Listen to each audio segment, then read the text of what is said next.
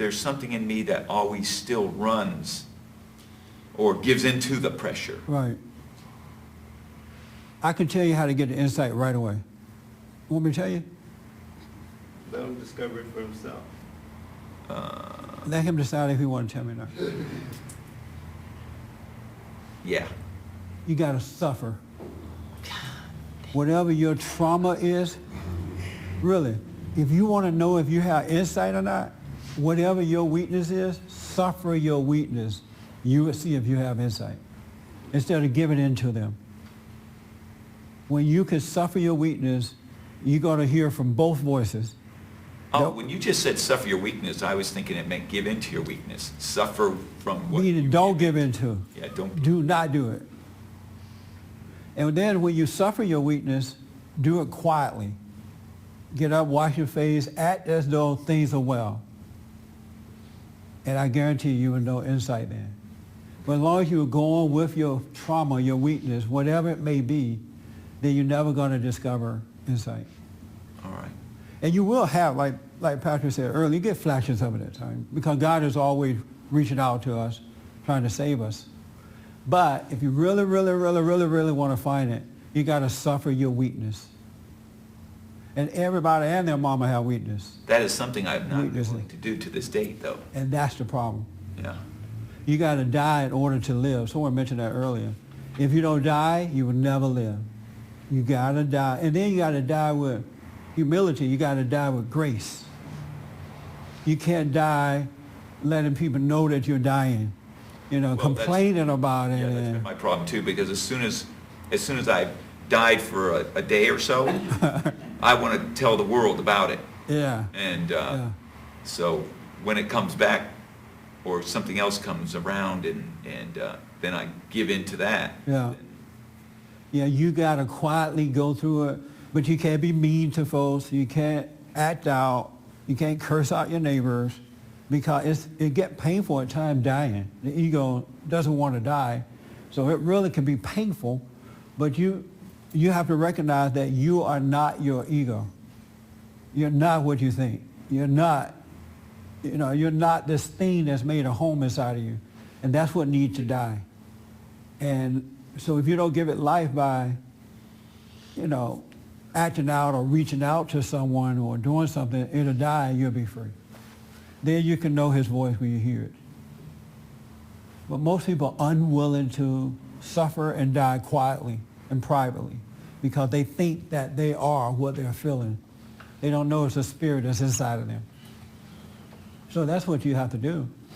Yeah, I've up to this minute have wanted the pain to just go away. And It's not. It will. Giving into it is the quickest way to get that done. 99.999.9% of the people do that. They are unwilling to, because the moment you decide, I need to die, or you come to realize that you need to die, the voice starts talking to you, the voice in your head, the lie, the deceiver, he starts to talk to you, and he tell you everything you can do to ease that pain. Make a phone call a friend, go to dinner with someone, all kinds of stuff. It tells you to do it, and if you listen to that voice, you find yourself reaching out. And then whatever you reach out to, save you from it. And you got to stop reaching out. Christ suffered, we have to suffer too. There's no way around it. You can get insight until the cows come home. You're going to have to suffer and die. Christ said in order to live, you got to lay down a life.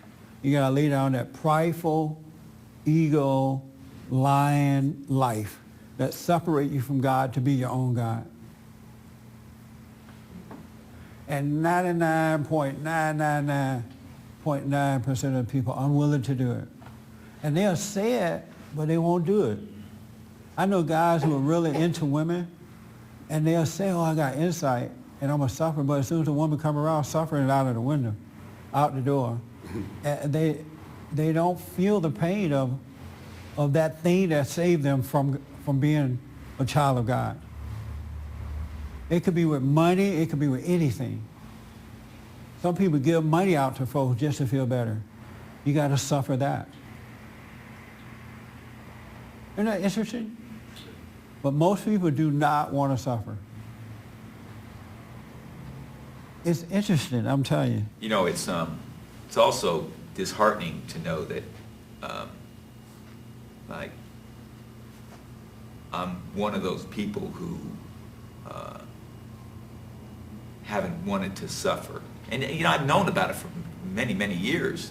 This is it. Yeah. But I get pulled away and distracted away from that because I've given into it so much that, you know, that it's kind of like a normal thing Right. to do. Well, that's what sin does, just like salvation. Sin, the more you do it, the more you go with it. And so you just find yourself out to sea after a while. You know, you're just out there because you've given into so much of it. These little things, and after a while, you're just out there. Salvation worked the same way. Once you die, you start giving into love, then love is there. You know, you're going to grow either way in one of them. You can't grow in both. You can only grow in one. And then it does seem to be normal after a while, but yet there's no peace in it. That dying thing has never caught traction with me. I mean,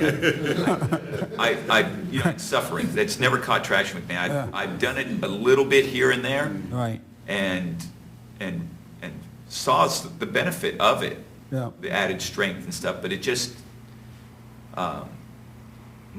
like Paul says in the scriptures, you know, I die daily. I wasn't Yeah. into that dying daily thing. Yeah. You know, it just seemed like a lot of work that I just didn't have the heart for.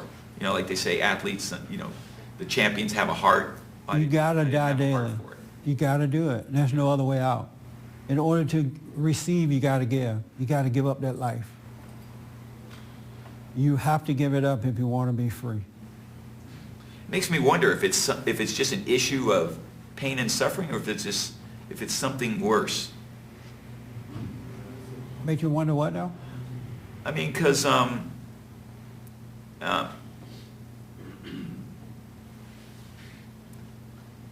people will gladly suffer for evil, but they won't gladly suffer for good. I mean, I will gladly suffer for evil.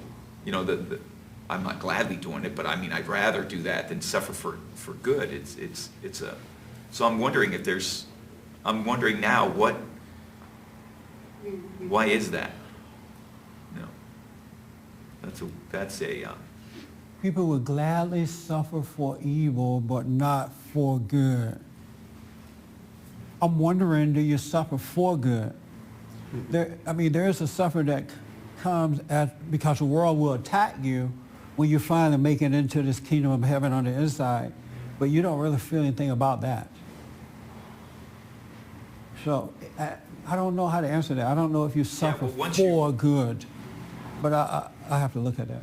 Once you've gained your traction, so Yeah. to speak, and you are on the path where it is beneficial, and you're wise enough to see the results of you know, the holy suffering, then it that stuff, the challenges then seem like opportunities and not the other way around. Right. You know, Yeah. like challenges to me seem like, you know, things to be avoided because they'll Oh, okay. destroy me. Yeah. You will come to know that you're not your challenges. You are a living being, and challenges are just situations in life. And then that way you won't become angry and frustrated about the challenge because it's not who you are. You will see the difference once you die. Most people identify with the challenges. And that's why they overreact to them, because they identify with it. They think that it's them. They think it's real. They think, you know, why me? But when you know that you're a living being and you're not the things that are happening in your life, you're separated from the challenge, and you can have a real life then. Isn't that deep? You're But so separated simple? From the challenges, does that separate you from the suffering? You know, In the way that you know it, Eddie. In the way that you understand suffering. that's a very good question. Ask me again. Restate the question. I don't know. We'd have to You put forgot it the in. question? Separate you from challenges and separate you from the suffering too, isn't that what you said? Yeah. Oh. what you're suffering is your ego dying, No, not I know that. you. I realize that. You're not suffering your challenges. I mean, but when you're an ego person, your challenges overtake you, that's for sure. It gets Yeah. you to react to them. Right. But the suffering is dying from the ego, the life that separates you from God, to make you think that you're your own God. And most people don't know how to give up that life. That prideful life is what you're suffering from, that you're dying from. Right. That thing that's made a home inside of you that made you do things you don't want to do and prevent you from doing the things you want to do. You have to die from that. That's the suffering that you're dying from. But if you don't die from it, then the world will come and overtake you. You know, women, money, people, places, and things will overtake you because you don't have the power of love to protect you or show you how to overcome the world. You operate in darkness.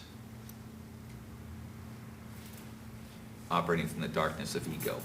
Yes. Yeah. Because the ego is of darkness, is of your father, the devil. Yeah. And you can read the Bible until the cows come home. You can go to church until you're black and blue in the face. You can give your money to the preacher.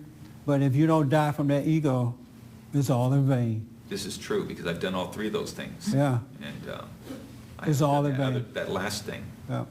the most important. Yes, sir. Yeah, I think this is one thing you should focus on for this year. I mean, as far as I can see, Yeah. everybody comes to that point, but once the pain starts, Yes. you back away. And that's 100% for me. I meditate and I see, but I don't work through Right. most things. Yeah. And if I can just work through and just take it and work, dude, I'm over it. And you know what? That's You, the peanut butter. you have to have a made-up mind about that too. Because with your mind, it doesn't look like God will come and save you from that. It doesn't look like if you just stay still and go through that pain of dying from the ego, that something greater is on the other side. Well, for me, I know how it got there. I know the exact moment it got there. Yeah. The situation that occurred in my life. Right. The past 8 years, it just kept playing. And you know exactly what Right. it is for me. Yeah. And it's just jumping over that, and that's it. Well, this year I hope you make up your mind that you gotta die from it. And just don't look like you're dying, don't act like you're dying, just live your life, be kind to your wife, don't beat up on her, because this thing gonna make you wanna do all kind of weird stuff, right? But don't do it. Whatever that voice in your head tell you to do not do it. Just get up and take your shower and go your way every day. Make sure you do the prayer.